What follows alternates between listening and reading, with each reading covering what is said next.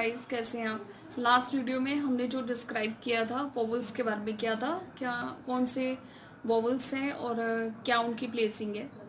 और अब हम सेकंड प्लेस के वोवल से स्टार्ट करेंगे, कौन कौन से वोवल्स आते हैं और उनका कैसे यूज़ करना है, क्या उनकी प्लेसिंग है। चलिए आइए स्टार्ट करते हैं। Vowels are represented by dots and dashes.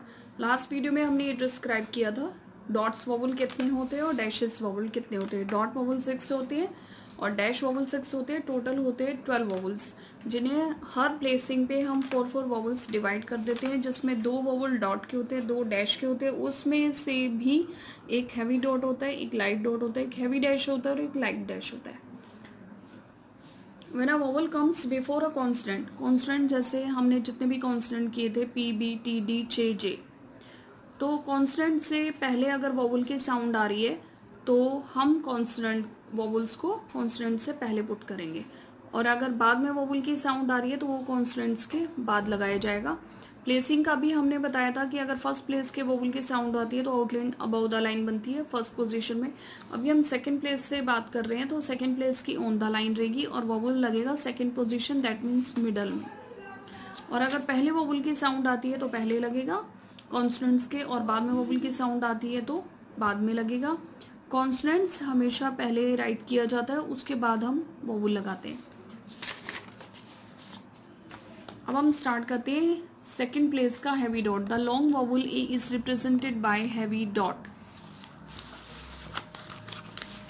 देखिए सेकेंड प्लेस का जो हैवी डॉट है उसमें ए की आवाज आती है, जिसकी हमने पहले भी साउंड बताई थी मे। ए की साउंड आ रही है ए।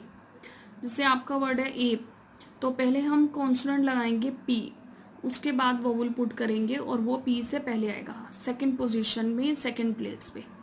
अगर वर्ड है आपका पे, तो उसी तरीके से हम पहले कॉन्सोनेंट लगाएंगे, पी के बाद ए की आवाज आ रही है ए।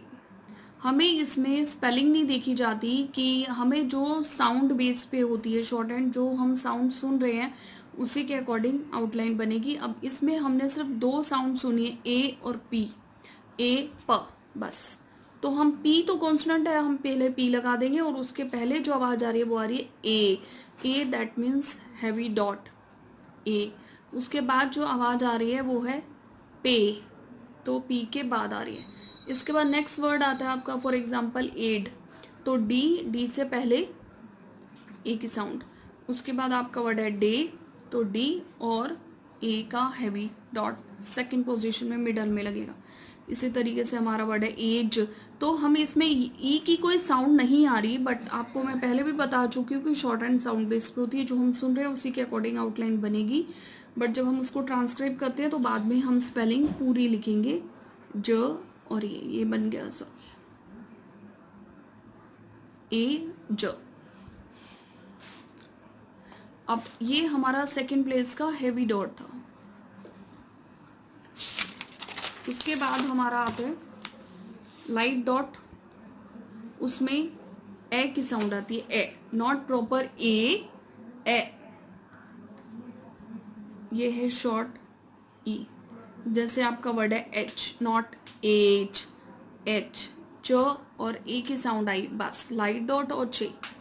अब हम जब ट्रांसक्राइब करेंगे हम देखेंगे कि उसकी क्या स्पेलिंग है। इसकी स्पेलिंग है ETCH, बट हमने शॉर्ट हैंड के अकॉर्डिंगली साउंड सुना एच, तो सो दैट हम यही लिखेंगे ए और चे। उसके बाद आपका वर्ड है टेड, टेड। आप एक चीज देखिए कि जब भी इसका फर्स्ट कॉन्सोनेंट हमारा कैपिटल हो और नाउन वर्ड्स हो, उसके नीचे ये डैश लगता है। इसका मतलब ये होता है कि ये नाउन वर्ड्स है और जब भी हम इसको ट्रांसक्राइब करेंगे तो इसका फर्स्ट लेटर कैपिटल करेंगे। जितने भी हम जनवरी जो भी नाउन्स में आते हैं उनके नीचे साइन लगता है और इसका फर्स्ट लेटर जब ट्रांसक्राइब करते हैं तो कैपिटल होता है। उसी तरीके से आपका वर्ड है डेट, डेट, नॉट डेट। पहले आपने हैवी डॉट पढ़ा था तो उसमें जो साउंड आ रही थी डेट, तो उसमें हैवी डॉट लगेगा। बट यहाँ जो साउंड आ रही है डेट, इसमें बी की भी कोई साउंड नहीं है, सिर्फ आपने सुना डेट, तो आप बनाएंगे डेट, ये हो गया डेट। इसी तरीके से अभी हम ये 2 वोवल ही करेंगे। ये है सेकंड प्लेस के हैवी डॉट और लाइट डॉट। हैवी डॉट में आपको जो साउंड आ रही है वो ए की आ रही है और उसके बाद जो लाइट डॉट है वो है A sound, A, not proper A but A sound.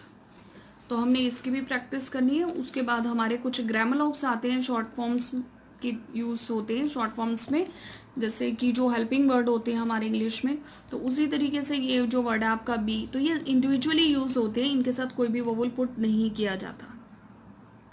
It, this one, do,